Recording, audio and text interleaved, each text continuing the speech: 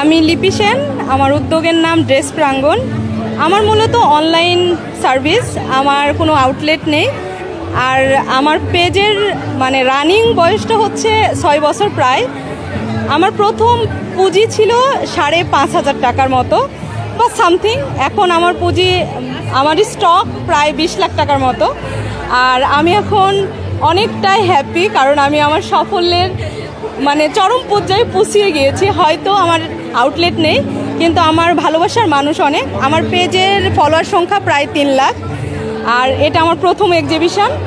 আমি খুব হ্যাপি, এবং আমার হাতের কাজের পণ্যই হচ্ছে সব থেকে মেইন, যেটা ফোকাস।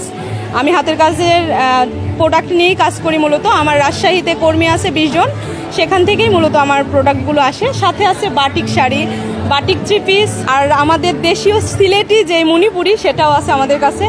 সাথে আছে হরেক রকমের আরও অনেক প্রোডাক্ট। আমরা যারা উদ্যোক্তা আছি, আমি প্রথম এক্সিবিশনে এসে বুঝতে পারলাম যে আসলে এক্সিবিশনটা আমাদের জন্য খুবই ইম্পর্টেন্ট।